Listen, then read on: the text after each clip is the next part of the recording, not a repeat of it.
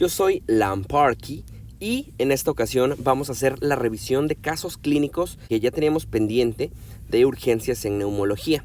Conforme iba revisando los temas me di cuenta que urgencias, a pesar de que les dije que es el tema que íbamos a revisar en esta ocasión, urgencias pues es un apartado muy grande, ¿de acuerdo?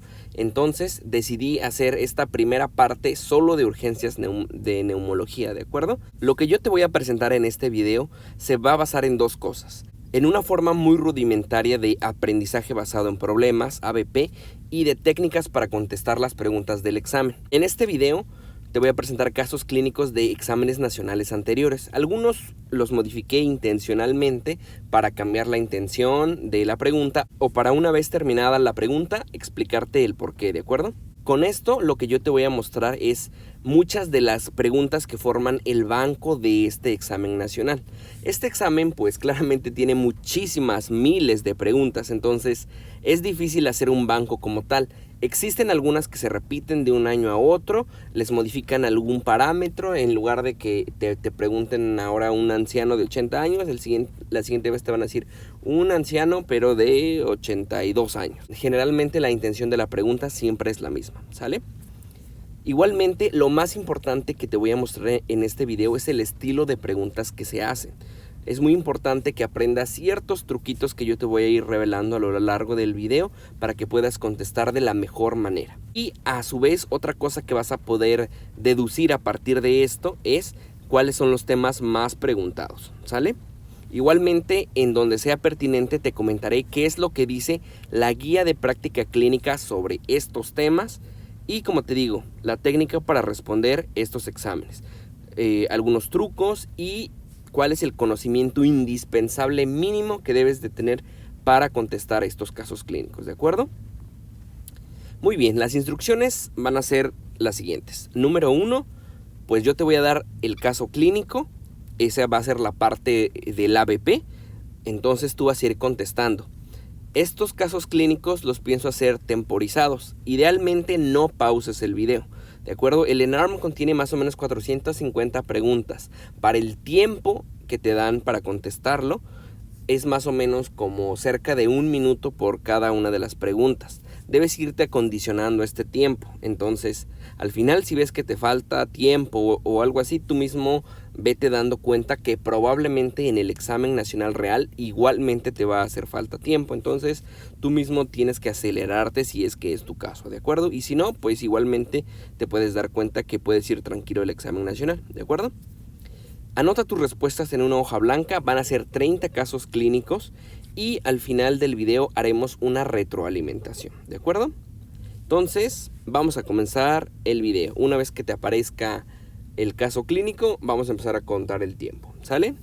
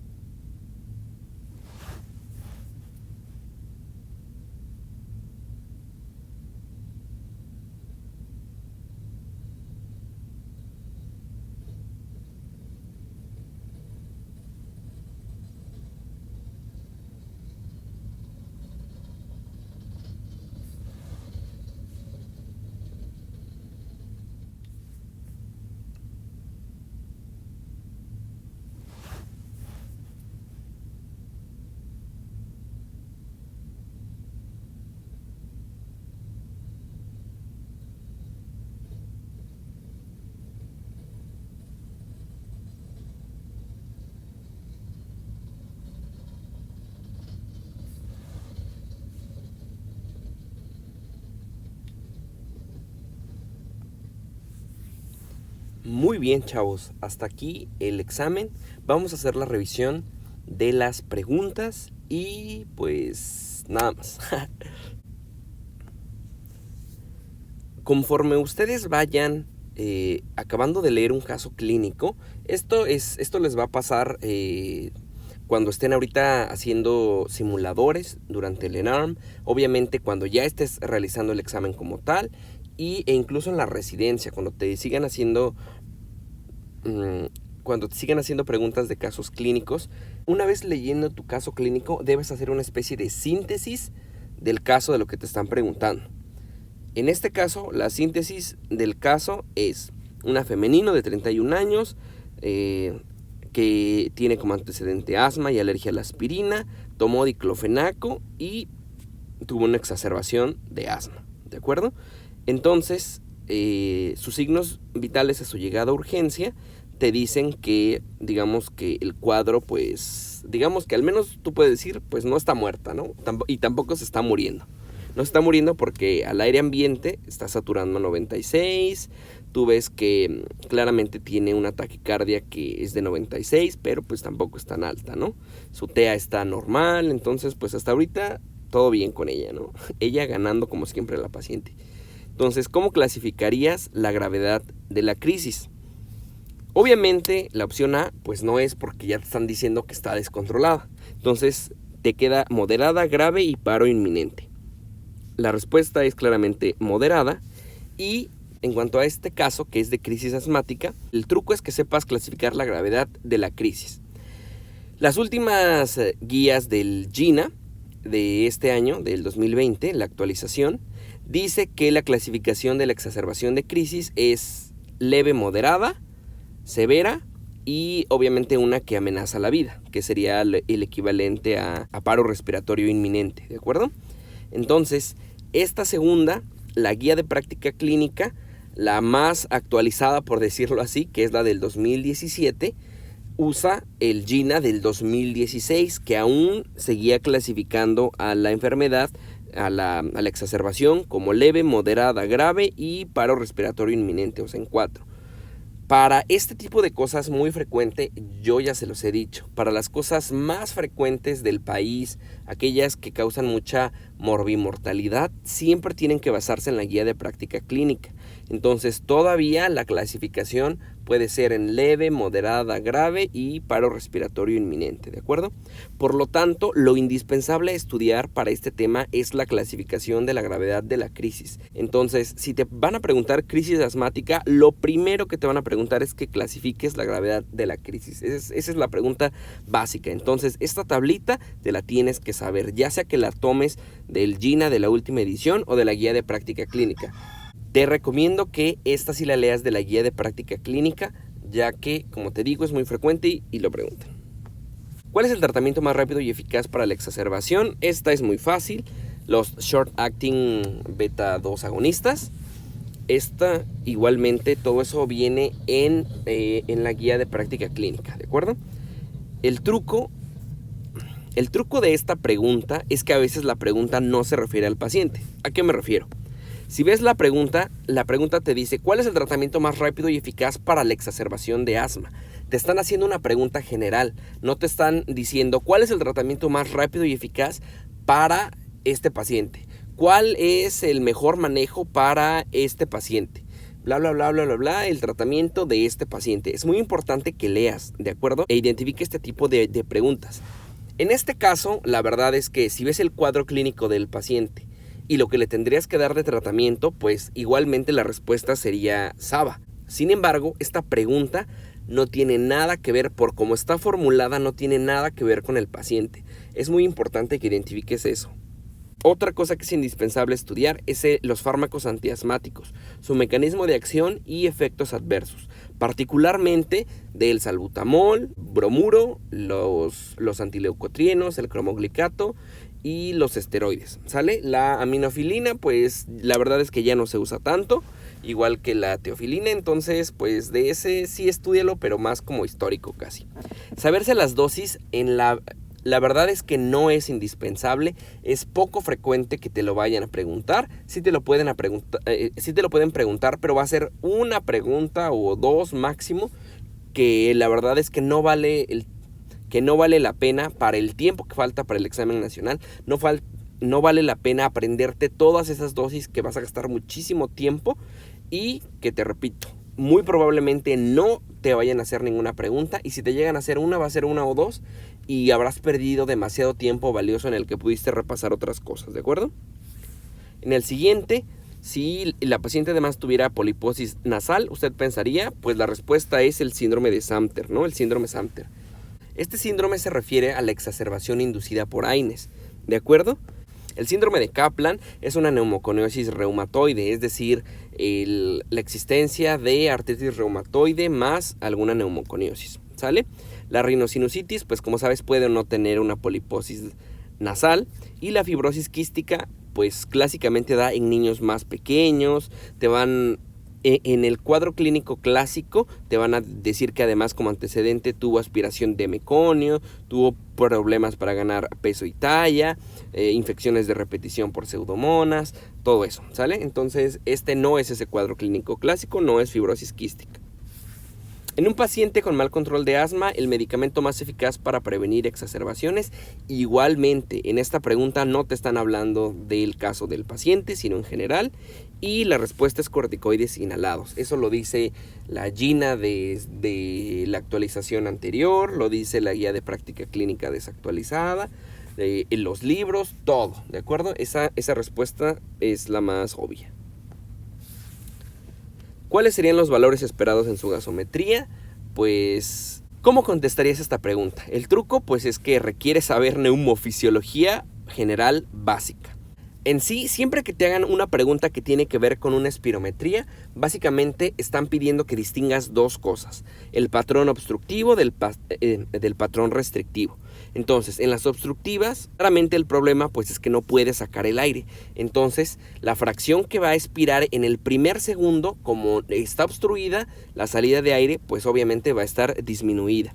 Sin embargo, en general, todas las patologías obstructivas, el hecho de que no puedan estar sacando este aire hace que de forma normal retengan este aire. Por lo tanto, va a aumentar el volumen pulmonar, va a aumentar el volumen residual y va a aumentar la capacidad pulmonar total, ¿sale? Para contestar este tipo de preguntas es indispensable que sepas, número 1, cómo interpretar una espirometría, y 2, cuáles son los valores de volúmenes pulmonares. Estas dos tablitas que están aquí las encuentras fácilmente en internet y realmente no es la gran cosa, ¿de acuerdo? Creo yo que es fácil y puede ser una fuente de preguntas rápidas, ¿sale?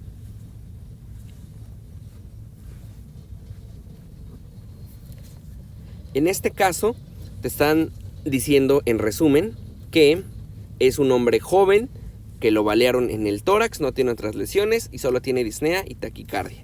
¿Cuál es el diagnóstico más probable? Pues si te dan un balazo en el pulmón, pues obviamente vas a tener sangre. A lo mejor la respuesta más probable sería que en la vida real pues generalmente va a tener un hemoneumotórax, ¿de acuerdo? Sin embargo, aquí la radiografía pues te está mostrando lo más grande, que es el hemotórax. El truco que debes aprender de esta pregunta es que generalmente en los exámenes nacionales y hasta en los exámenes de consejo, en los exámenes de muchas cosas, las radiografías a menudo son de mala calidad. Les das clic para hacerlas más grande y se pixelean, se ven horribles. Estas adicionalmente pueden no ser representativas del tipo de paciente. O sea, a ti te pueden poner una placa que si tú la analizarías diría, no manches, los huesos tienen osteoporosis, bla bla bla. Este paciente seguramente es un anciano y el caso clínico del que a mí me preguntan es de un joven, ¿de acuerdo? Sin embargo, eso es una ventaja que sean de mala calidad y que no sean representativas del paciente. Es una ventaja porque cuando te ponen una radiografía de tan mala calidad, de verdad que lo que están buscando que tú identifiques es algo que salta a la vista rapidísimo, es algo muy tonto, es algo muy obvio. En la siguiente pregunta, ¿cuál es el siguiente paso en su manejo? Pues obviamente tiene sangre ahí. El manejo pues es colocarle una sonda endopleural izquierda, ¿sale? Obviamente la aspiración secuencial con aguja pues no le serviría de nada. La aspiración se puede usar para algunos casos de neumotórax. La toracocentesis se usaría en el abordaje diagnóstico terapéutico de un derrame pleural y la toracotomía de urgencia pues a este momento no está indicada. El truco de esta pregunta es algo que quiero denominar el cambio de palabra. Muchas veces en la respuesta te van a poner otras palabras para explicar la misma idea. En este caso, en la pregunta, en lugar de ponerte colocación de sonda endopleural izquierda, te pueden anotar algo como toracostomía, colocación de tubo de toracostomía, colocación de sello de agua, colocación de sonda endopleural, un catéter endopleural, un tubo pleural, ¿de acuerdo? Y a pesar de que entre todas estas hay sutiles diferencias en el contexto, todas ellas se refieren digamos al mismo manejo final, ¿de acuerdo? Entonces tú tienes que identificar todas estas para entender que es lo mismo, ¿de acuerdo? Si las llegas a ver en las diferentes categorías de respuestas.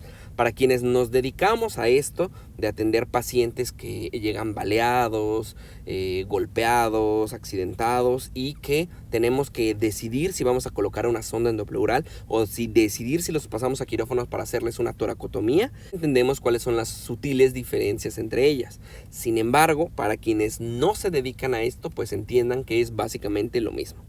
En este caso, para esta pregunta es indispensable saber cuáles son las indicaciones de toracotomía. Recordemos que va a haber dos tipos de toracotomía que distingue el manejo del trauma, el ATLS. Una toracotomía que se realiza en urgencias, cuyas indicaciones generales son el que hayas presenciado un paro cardíaco en alguien a quien estabas reanimando o a quien le diagnosticaste ya por ultrasonido que tiene un tamponade cardíaco. Lo cierto es que para quienes igualmente nos dedicamos a ver estos pacientes y hemos intervenido a este tipo de pacientes, sabemos que la realidad es que siempre, cuando pases con el cardiotorácico, siempre va a preferir que se abra este paciente en quirófano, ¿sale? Entonces, más bien, en la práctica, cuando se detecta un tamponade cardíaco es de suelo a quirófano ya. Esto es para motivos de examen, ¿de acuerdo? E igualmente una indicación de toracotomía en quirófano sería, por ejemplo, esta indicación clásica del hemotórax masivo, ¿no? Que a la colocación te salió 1500 o más de 20 mililitros por kilo, ¿sale? ¿Cuál calibre le solicitarías a este paciente? La respuesta aquí es 32 French. Si revisas la literatura, en general te va a decir que mínimo debe de tener uno de 32 a 36 French. En esta pregunta, tal vez el truco es que es una pregunta cuya respuesta se basa en la experiencia. Para quienes usamos este tipo de sondas a menudo, es muy obvio entender cuál es el calibre que sería la respuesta de esta pregunta. Sin embargo, lo cierto es que los libros también lo dicen. Si no tienes esta experiencia, no te preocupes, algún día lo cierto es que la vas a generar. Igualmente, este tipo de preguntas basadas en la experiencia son raras. Si las llegan a hacer casi en todos los exámenes nacionales, siempre te van a hacer preguntas que están basadas en una de dos, o que hayas leído muy minuciosamente los libros, o que esté basada en la experiencia. Estas que están basadas en la experiencia, la verdad es que no te debes de preocupar por haberlas tenido mal, ya que digamos que no había forma de que en tu formación tuvieras este tipo de acercamiento, ¿de acuerdo? Entonces, si no lo leíste con detenimiento en el libro y si tampoco tienes la experiencia, pues o le atinas o muy probablemente la vayas a tener mal, ¿de acuerdo? Esto en cuanto a saberse los calibres y todo eso, creo yo que aprenderte estos numeritos no es de gran utilidad y solo te servirá si lo vas a usar más adelante. Es decir, si vas a hacer una residencia en urgencias, una residencia en medicina interna, en neumología y obviamente una en cirugía, pues sí es importante saberte los calibres para tu práctica. Sin embargo, para motivos del examen, realmente saberte todas las minuciosidades de los calibres y todo eso no es tan importante. Si puedes estudiarlo, si tienes tiempo, si tienes una gran memoria que te sirva para esto y además tienes las ganas de estudiarlo, estúdielo, no hace daño tener más conocimiento, pero sí ten entendido que muy probablemente no te hagan este tipo de preguntas y si las llegan a hacer, aún teniéndolas mal, pues la verdad es que prácticamente no sería tu culpa, ¿sale? Son cosas que están basadas en la experiencia y que pues no había forma de saberlo.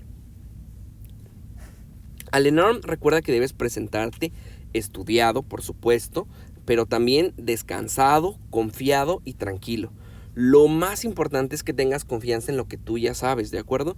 Al examen nacional tiene que ir la mejor versión de ti mismo. Es ilógico creer que en un mes, en un año o los 8 meses que yo te propongo de estudio mínimo que debes de tener desde enero a septiembre, en ese tiempo tú te vuelvas prácticamente doctor con todo lo que tienes que estudiar. Eso es ilógico. Muchos de los temas, la mayoría de los temas, tú ya los viste en la facultad o al menos los repasaste en algún momento, ¿de acuerdo? Parte de tu estudio es optimizar. Si me explico, tú te tienes que, ahora sí que te tienes que shinear, te tienes que pulir nada más en todo este tiempo, ¿sale? Pero te repito, lo más importante es que juntes toda esa experiencia que ya has tenido en el internado, mientras estabas estudiando en la carrera, cuando fuiste pasante, todos esos pacientes que ya has visto te han dado una experiencia infinita, ¿de acuerdo? Entonces, al examen nacional, te repito, quien tiene que presentarse ese examen nacional es la mejor versión de ti mismo, ¿sale? Entonces, tú confiado, ¿sale? Tampoco tienes que ser un sabelotodo para que te vaya bien en el examen, alcances tus objetivos y te vuelvas en el especialista que tú quieres ser. El especialista que todos aspiramos a ser es un especialista que confía en sus decisiones, ¿sale? Es un especialista que sabe estudiar, que sabe dónde estudiar, qué sí estudiar, qué no estudiar, un aprendizaje autorregulado, ¿de acuerdo? Entonces, no pierdas esas características desde ahorita, ¿sale? Al examen nacional tiene que ir la mejor versión de ti mismo. Aún teniendo 90 reactivos incorrectos por cómo está estructurado el ENARM, tú aún tendrías 80 de calificación. 90 reactivos son muchísimas preguntas. Imagínate cuántas preguntas tendrías que tener más para aún así tener 80 de calificación, ¿sale? Entonces, tu objetivo siempre tiene que ser sacar cerca de 45 malas, ¿no? Tú tienes que ir por tu 90 para que al final acabes sacando entre 80 y 90 y te sientas muy orgulloso de ti mismo, ¿sale? Entonces, te lo digo, claramente si de verdad estudiaste toda la carrera y de verdad tienes una memoria prodigiosa y siempre estudiaste y mucha experiencia, bla, bla, bla, pues bueno, tú probablemente sí vayas por el 100, ¿no? Pero el resto de mortales que somos, pues creo yo, al menos a mí me generó mucha, se los voy a decir, yo soy una persona que a veces soy un poquito ansiosa, entonces a mí si hubo algo que me generó muchísima tranquilidad, fue tener esta perspectiva. Yo dije, 45 preguntas son muchísimas preguntas malas, pero aún teniendo todas esas malas, imagínate, sacarías 90. Entonces yo dije, en realidad yo puedo sacar 90 preguntas malas para sacar 80. Yo cuando fui al examen nacional, yo dije, yo quiero sacar 80 mínimo, quiero sacar más de 80. Entonces en mi cerebro yo me predispuse a decir, pues tengo para equivocarme hasta 90 preguntas. Entonces 90 preguntas, si lo ves fríamente, son muchísimas preguntas. Entonces yo ya iba un poco más confiado de tener este entendido, ¿de acuerdo? Que iba a fallar varias, que iba a haber varias que no iba a saber ni qué me estaban preguntando y que no pasaba nada, ¿sale? Entonces ustedes también tengan esa idea, ese conocimiento y les va a ir muy bien, ¿sale? No se preocupen. Al aplicar tu manejo, te explican que tiene un drenaje de 750, luego 6 en la siguiente hora. Aquí lo que te están explicando pues es la idea del hemotórax masivo. Obviamente la respuesta es una toracotomía izquierda. Obviamente no va a ser ponerle una sonda endopleural de forma bilateral, o sea, ponerle una del otro lado que no está sangrando. La opción C, el mismo manejo y esperar evolución, pues no, se está desangrando. Y número D, antibióticos intravenosos, pues tampoco, no te están refiriendo a algo sobre que tiene una infección agregada ni nada de eso. ¿Qué hallazgos esperarías encontrar en la exploración torácica? Esta igualmente es una pregunta del libro, ¿sale? Esta te tienes que saber cómo se cambian los ruidos respiratorios, la percusión y todo eso. Esta parte de las venas colapsadas se refiere más que nada a que obviamente ya estuvo sangrando y ahí tienen las venas, digamos que ya sin sangre, ¿sale? Otra opción que pudo haber causado ruido, obviamente es la opción D, que tiene los mismos ruidos respiratorios disminuidos y percusión a la matidez, pero las venas del cuello distendidas. Este sería un caso típico, pero si tuviera además un neumotórax a tensión asociado, ¿sale? Si tuviera un neumotórax a tensión junto con el hemotórax, pues veríamos estas venas del cuello distendidas, ¿de acuerdo? En este caso clínico nos hablan de un paciente masculino que viene de otro país, que se encuentra en México por vacaciones, que posterior a regresar de un partido de soccer, desarrolló dolor torácico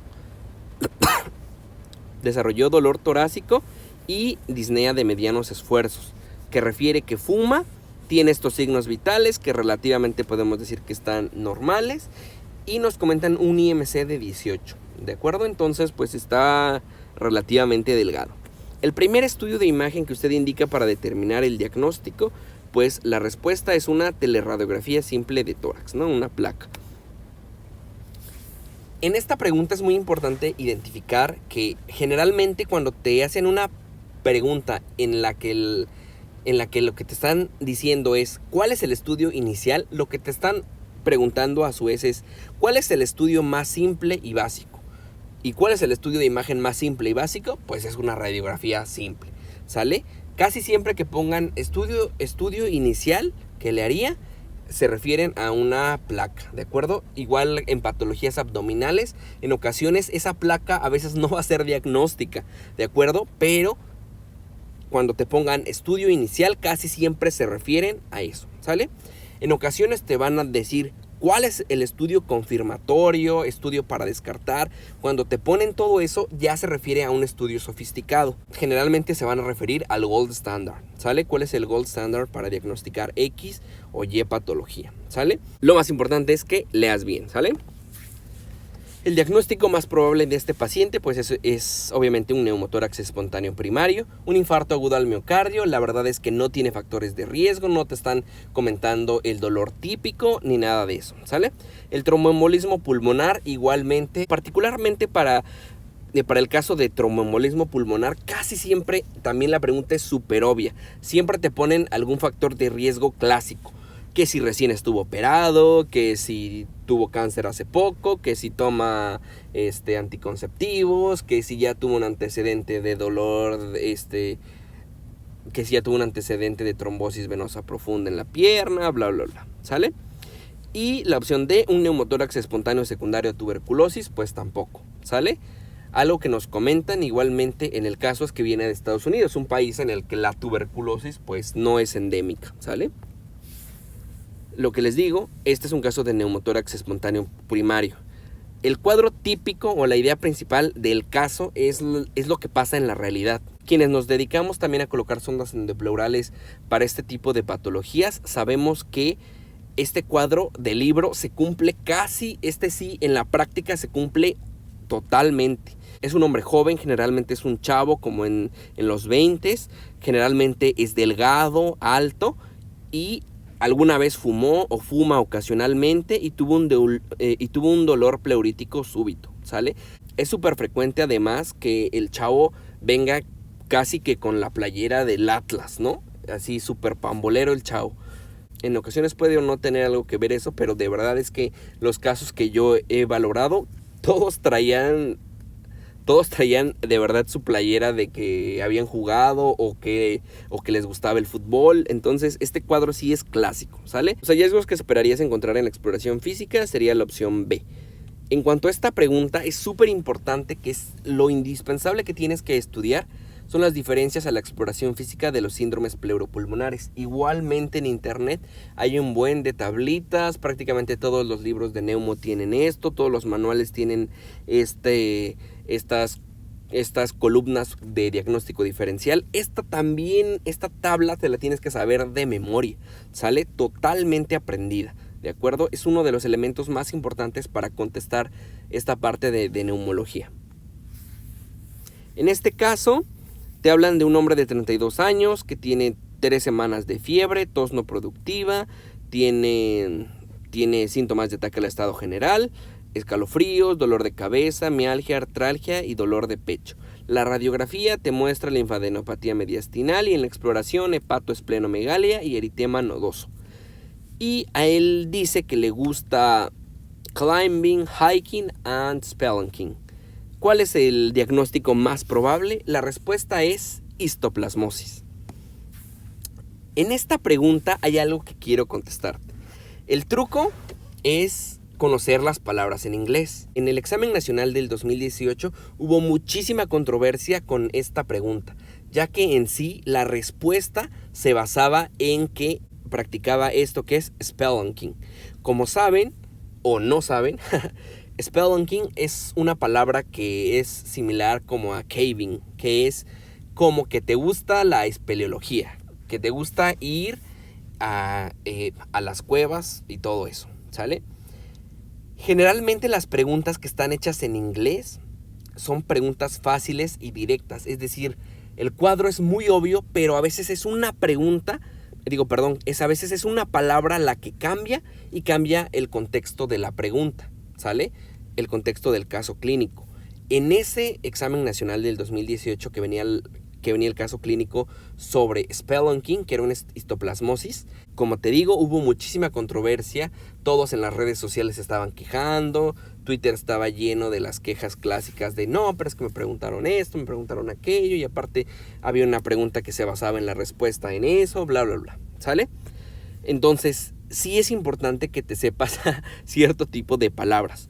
Indispensable saber, si no sabes inglés, cómo se llaman las profesiones y actividades de ocio que pueden ser usadas, por supuesto, como factores de riesgo, como sandblaster, caving, todo esto. Síntomas generales, que si chills. En la pregunta que sigue también analizaremos algunos otros.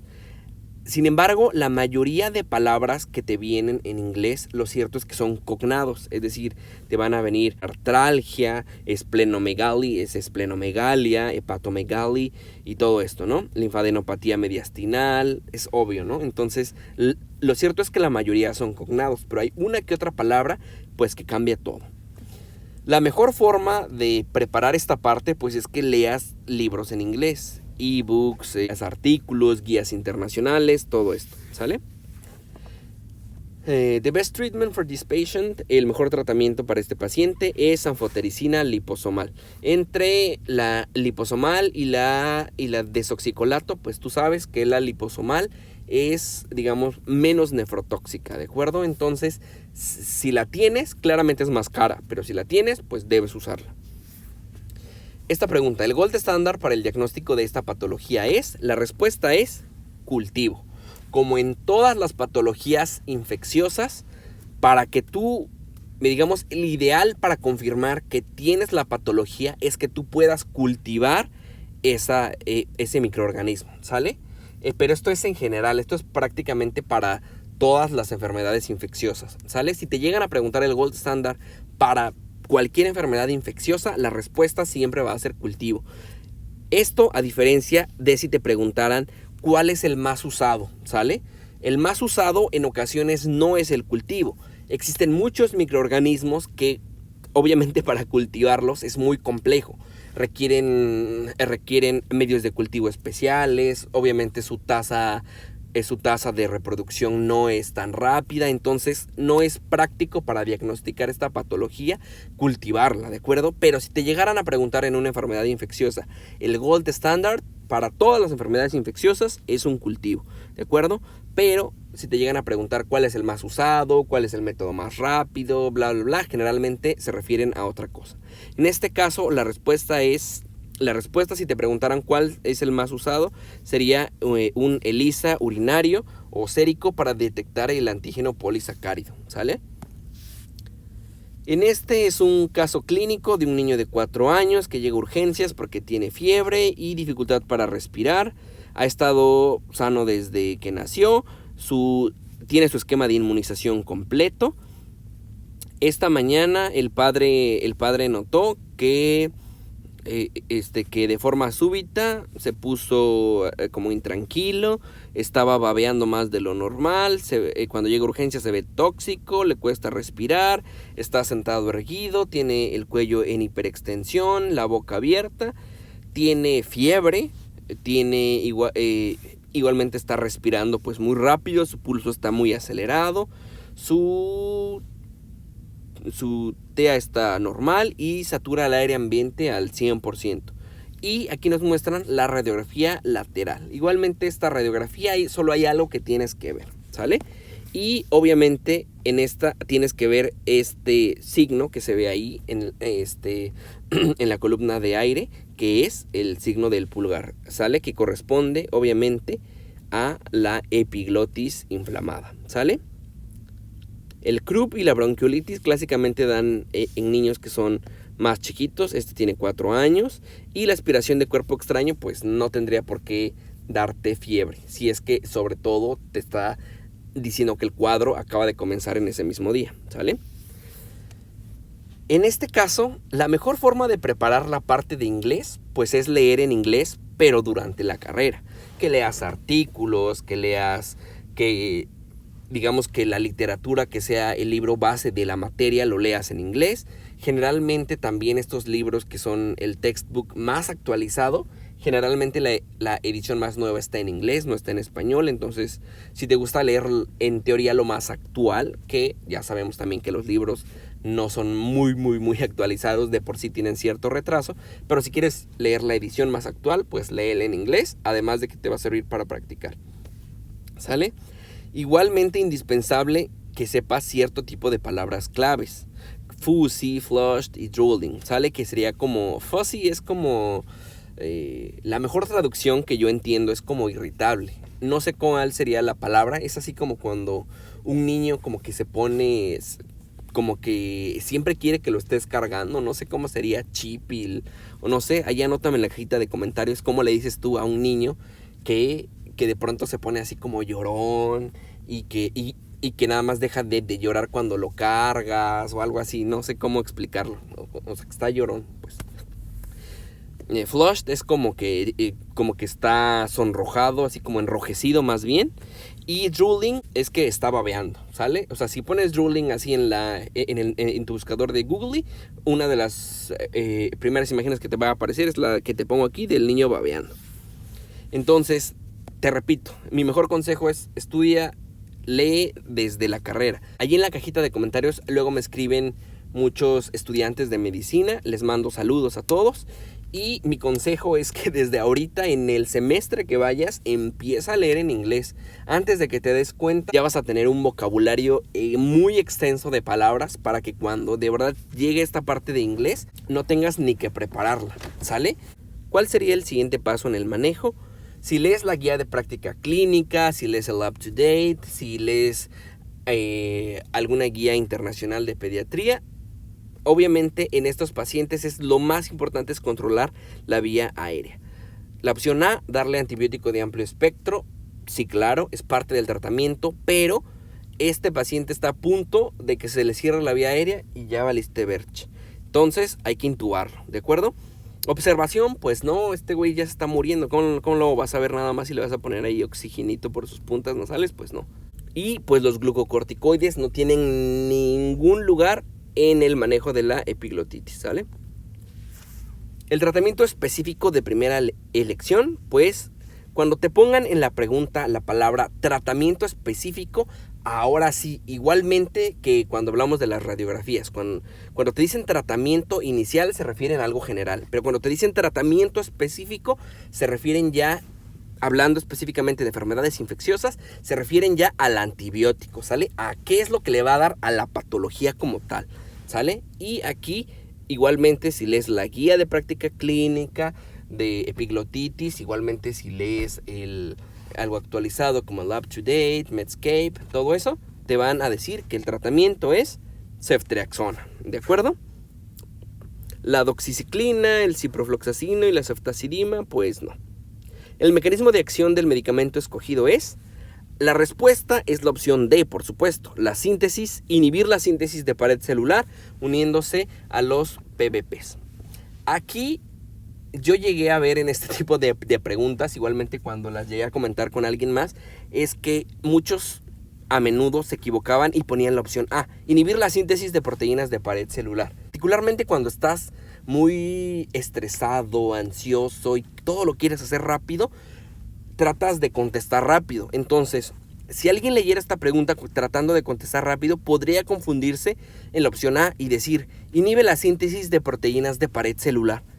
Y lo cierto es que no inhibe la síntesis de proteínas de pared, puede inhibir la síntesis de la pared celular, ¿no? Por centésima vez, lee bien la pregunta, ¿de acuerdo? Y lee bien las respuestas. Recuerda que el examen nacional en ocasiones busca la mejor respuesta. En este caso no hay una mejor respuesta que otra. Hay claramente una respuesta correcta y las otras están incorrectas, pero que se te haga un hábito para que cuando la intención de la pregunta sea cuál es la mejor respuesta correcta, tú ya te hagas el hábito de haberlas leído todas, ¿sale?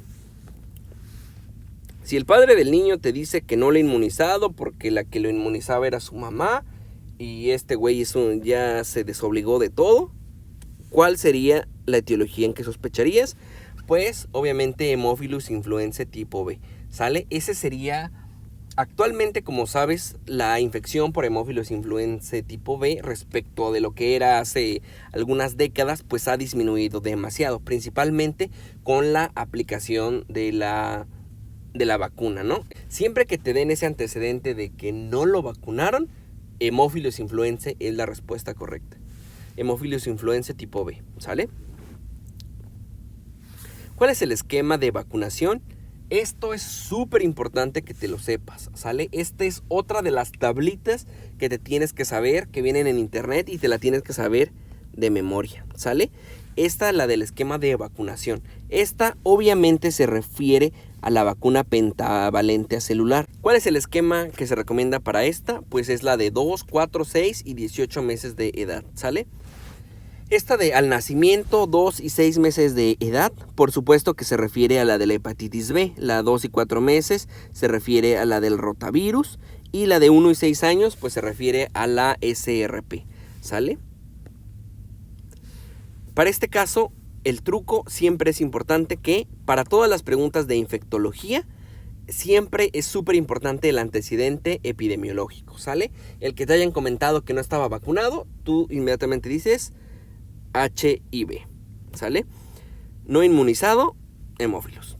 Indispensable estudiar el esquema nacional de vacunación, particularmente cuál es el esquema de aplicación, cuántas dosis se dan y en qué meses, ¿sale?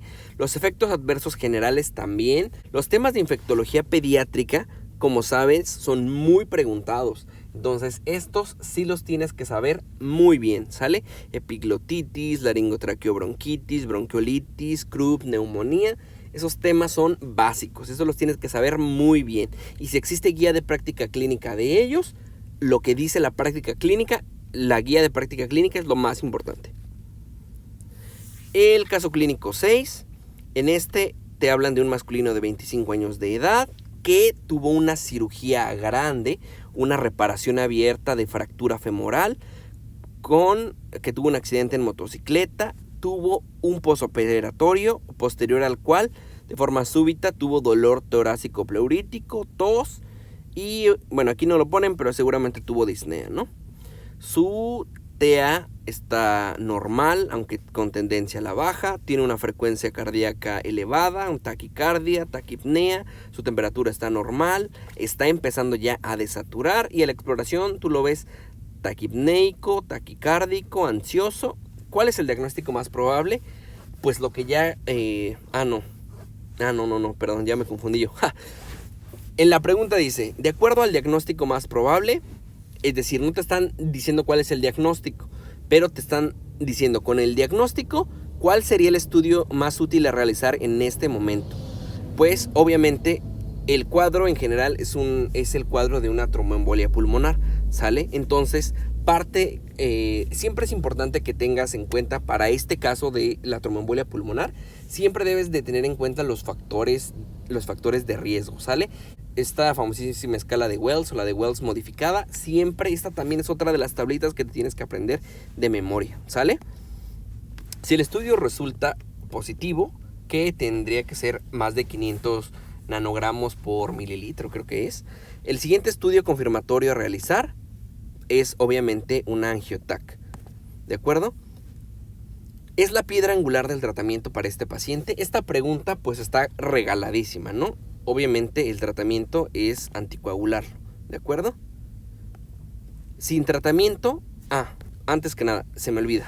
Parte de lo que aquí es importante que tengas que estudiar es cuáles son las indicaciones de la colocación del filtro de vena cava. En realidad son muy pocas, igualmente encuentras una tablita así en internet, en cualquier libro. Y nada más, ¿sale? Sin tratamiento, ¿qué porcentaje de pacientes con embolismo pulmonar fallecen? Esta es una pregunta igualmente que habla sobre numeritos. Te repito, si quieres estudiarla, estúdiala. Esta es para la vida también. Independientemente de a lo que te dediques, va a ser súper frecuente que en la especialidad veas a pacientes que tuvieron un embolismo pulmonar. A menudo, desafortunadamente, vas a saber pues que fallecieron. Así es como al final alguien se entera de que alguien, como se le dice de forma clásica, se tepeó, ¿no? Entonces es muy importante que este tema lo tengas bien, pero algunos numeritos pues ya dependerá de ti si estudiarlos o no. Te repito, no es tan frecuente que pregunten porcentajes. La respuesta es 30%.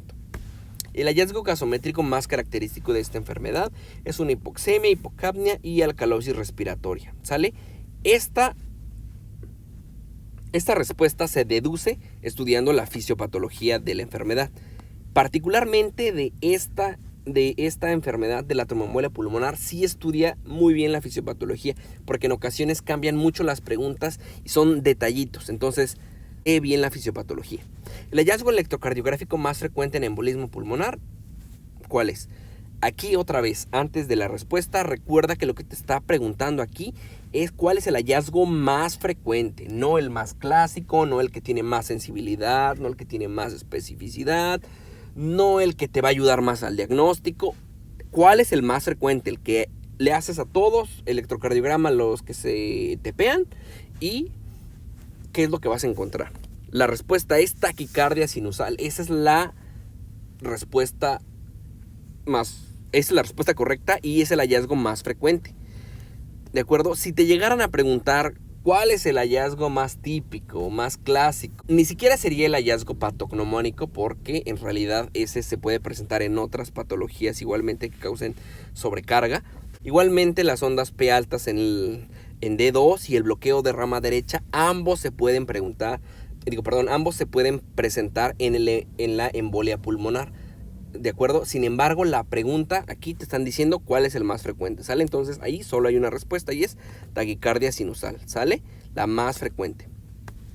El truco de esto, pues es, como te digo, que leas bien, piches bien, hijo de la respuesta, ¿sale? Tienes que leer si te están diciendo cuál es el mejor tratamiento, cuál es el estudio más actual, cuál es el estudio más sensible o más específico, cuál es el más usado, si te están preguntando cuál es el más frecuente, si te están preguntando cuál es el efecto adverso más grave o el más frecuente, todo eso, ¿sale? Entonces tienes que saberlo bien. ¿Cuál de los siguientes es más probable que se encuentre disminuido?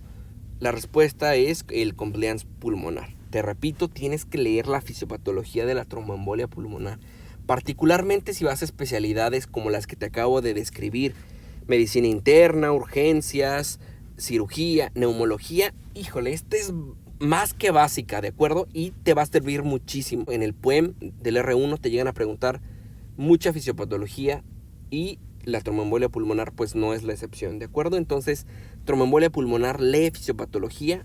Eso te va a dar una ayuda en el resto de tu vida. Y la última pregunta: un masculino de 5 años de edad, esquema de vacunación adecuado, hace 3 días, fiebre, náusea y vómito, de urgencias, le realizan radiografía simple de tórax, donde se aprecia neumonía de focos múltiples y derrame pleural izquierdo. ¿Cuál es el agente etiológico más frecuente asociado al croup? La respuesta es virus para influenza, ¿sale? En esta pregunta te vuelvo a recalcar lo que ya dijimos. En ocasiones la pregunta no tiene nada que ver con el caso clínico. Y esto va a mi último consejo que te voy a dar en este video. Más adelante te daré otros consejos y otros trucos. Si llega a pasar, la verdad es que para el examen nacional yo creo que te dan muchísimo tiempo. Yo creo que hasta te sobra. A mí me sobró tiempo en la primera parte, me sobró tiempo en la segunda y a la mayoría les sobra muchísimo tiempo. Casi tú ves afuera del examen a prácticamente todos los alumnos en un corto periodo de tiempo, ¿sale? Pero si por cualquier cosa no te llegara a dar tiempo de contestar todas y tuvieras que contestar todas al final así rápido, mi recomendación es que leas solo la pregunta. ¿Sí me explico? Cambias de caso clínico y lo primero que lees es la pregunta antes de leer el caso clínico. Particularmente luego hay unos casos clínicos que dan un parrafote todo extenso. Entonces, no, si ya ves que te está comiendo el tiempo y todavía te faltan muchas preguntas, lee la pregunta 2, lee la pregunta 3 e identifica si de verdad se relacionan con el caso clínico, ¿sale? Si no se relacionan con el caso clínico, de verdad es que ya ni leas el caso clínico. Lee la pregunta y contesta ya. Muy bien, esto ha sido todo por el repaso de esta ocasión. Coméntame si te gustó el repaso, si te gustaron algunos consejos. Coméntame qué otro qué otro truco tú ya identificaste del examen nacional. Particularmente si me está viendo alguien que ya haya hecho más de un examen nacional o aunque haya hecho ya solo uno, pues seguramente también va a tener otros trucos que espero aquí en los comentarios nos puedas compartir. Igualmente, coméntame si este tipo de formato de videos es el que consideras adecuado.